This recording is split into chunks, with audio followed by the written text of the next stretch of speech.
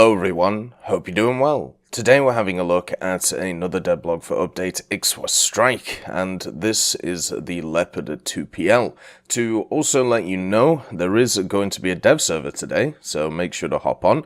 I will also be streaming it on Twitch, so make sure to come check it out so we can have a look at all of the new vehicles that are on it, which hopefully the Leopard 2PL will be on it, so we can have a look at the machine.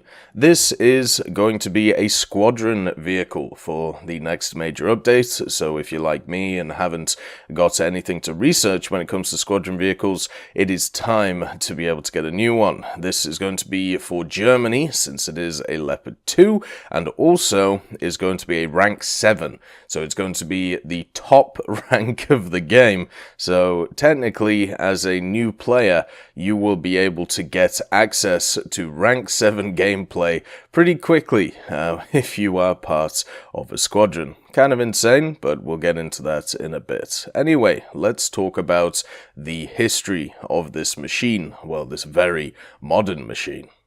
The Leopard 2PL is an ongoing joint project to modernize the Leopard 2A4 tanks which are in service with the Polish Army. The Polish Army has had Leopard 2A4s since the early 2000s, and they want to try and bring them up to modern MBT standards. This modernization program is being done by the German company Rheinmetall AG and also the Polish state-owned Polska Grupa Brodzieniowa, and the aim of the program, as I said, is to bring it up to modern day standards, to 3rd generation plus levels. Obviously the Leopard 2A4 at this time is a pretty old vehicle compared to some of the others which are roaming around the battlefield, so extra stuff has to be added to bring it up to the modern day. And the main areas that they're focused on in the modernization program are the tank's protection and also firepower.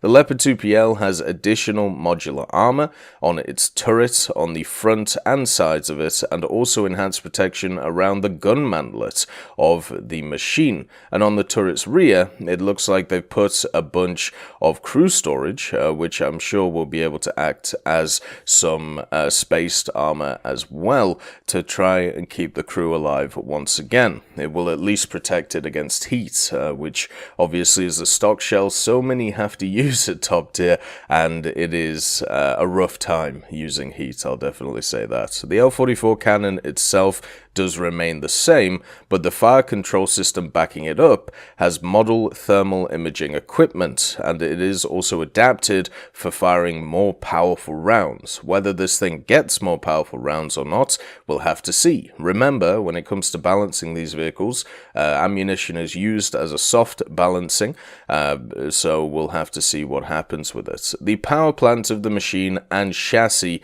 of it are the exact same as the standard Leopard 2A4. They were actually going to put additional protection on the hull, but unfortunately that had to be abandoned, mainly because just with the changes to the turret, the tank was getting close to 60 tons, putting a lot of stress on the engine, the transmission, and also the general suspension. And in total so far, 128 Leopard 2A4s in service are to be upgraded under the Leopard 2PL program, so they're really going whole hog into this idea. So the Leopard 2PL is coming into game as a scary vehicle. If you're an individual who has played the Leopard 2A5 or the Leopard 2A6, you understand how powerful these German vehicles can be. Recently I spaded the Leopard 2A5 and it was one of the easiest spades that I've ever done. Basically because you could go hull down, you could trust in your turret, and you would be able to just pop up, fire, and go back down over and over and over again.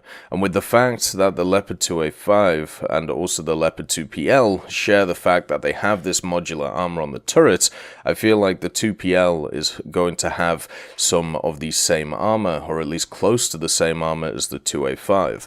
When this thing was first put in the files, it was a 10-0 vehicle, and that meant it shared the same BR as the Leopard 2A4. I highly doubt this thing stays a 10-0 vehicle. I'm pretty sure this is a 10-7 standard, standard, mainly because they've decided to give it some really crazy ammunition. First of all, you start off with the DM11.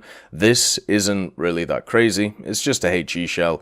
You know, sometimes HE shells at top tier can be quite fun, especially stuff such as the Soviet or Russian Federation ones, where you're able to hit cupolas and annihilate turrets, but generally you're going to go for APFSDS over the HE. The main one that this one is getting is the DM33, which of course is a very powerful APFSDS shell and should be seen as one of the best at higher tiers. Not the best, that obviously goes to the Leopard 2A6, but still combat effective for this vehicle. And when it comes to the add-on armor modules on the turrets, they improve the tank's resistance to hits from HE and to a lesser extent kinetic projectiles, and the fire control system not just has access to DM33 and also this HE round, it also gets access to thermal images. So the 2A4 also gets thermals in the gunner's sight,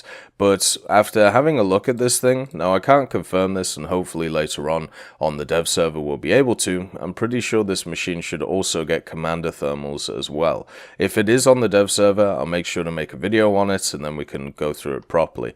But the fact that this thing will not just have gunner thermals but also commander thermals plus DM33 is a ridiculous combo. And remember, DM33 is also the round that the 2A5 uses, which is at 10.7. I feel like this is a 10.7 vehicle, and it's coming in as a squadron vehicle, which will be around, what, 390, 400, 500,000 RP, something like that. And generally, I don't like the way that they're doing these squadron vehicles. I feel like squadron vehicles should not be high-ranking, really high RP machines. They should be mid to low-ranking machines with high RP, because what's happening is people are running out of squadron vehicles to actually research, mainly down to the fact that not enough of them are getting added over time. And the Leopard 2PL as a vehicle coming in looks incredibly scary when you compare it, you know, to some of the other nations that are around. Germany is already very strong at high tiers. It has access to the best tank in game, the Leopard 2A6. As somebody, as I said, who spaded the Leopard 2A5 and played the 2A6 alongside it, the 2A6 is easily the best tank in the game. It has great armor, and the gun itself can do whatever it wants. It's one of the easiest machines to play. Good mobility, you know, good armor, and also great gun. When it comes to 2A5, it's basically exactly the same with a slightly better reload and a slightly worse round, so it still does incredibly well. My win rates were through the roof when it came to the vehicle, and whenever facing it, my win rates are quite, well, my win rates are a lot lower. When I spaded the Leclerc, we went 2-1 while spading the Leclerc, so 2 kills to 1 death, and I thought played it incredibly well, but we still got around about a 40 to 45% win rate, which as an average player who normally gets a 56% win rate, you know, that is a bit of a shock. So with the Leopard 2PL coming in, already bolstering, you know, that German lineup at high ranks, it worries me that we're just going to see more and more and more aggression when it comes to the German high tiers, and we're going to see more games of Germany versus Germany just because of the out-and-out power of them. When they did the battle rating changes recently, they mentioned that they were looking to add vehicles which would be equivalent, you know, to the Leopard 2A5 or to the Leopard 2A6. I didn't think they actually meant in the same tree. I thought they actually meant competitors which would be able to fight the thing. But I suppose if you make it fight itself, then that solves the issue. This machine is looking great, you know, it's looking like a very fun machine. The platform, the 2A4 platform, is very good, very mobile. The armor itself on the whole is not great, but most MBTs at rank 7 don't have great armor on the hull. They all have weak spots on their hull compared to the rounds that are fighting them, and it's just going to be another great Leopard vehicle. there's nothing really else to say. The Leopard 2s are very good in the game. The only one that isn't the best is the Leopard 2K, but obviously that is a prototype and does have its niche in the game and works very well. I hope this one doesn't break the matchmaker, either in a positive or negative way. What I mean by this is in a negative way. If a lot of people who don't have experience at the high ranks get into it quickly with this squadron vehicle, then, you know, what's going to happen is you're going to get a lot of people just wanting and dunning at high tiers, or the other way, which of course is they just add it to their already monstrous MBT lineup that Germany has, and probably either replace the 2A4 or add it alongside the 2A4.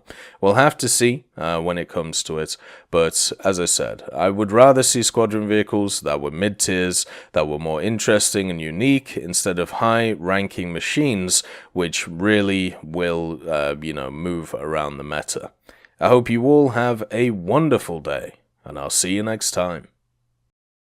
I'd just like to thank Teddy, John Ryman, Universe, Conte Baraka, Trigger Hippie, Eugens Terry, Ambrosius McClellan, Daniel Stanton, Martinez, B. Young, Hosest Kishol, Hans, Barine, and Samuel Schlick for supporting the channel.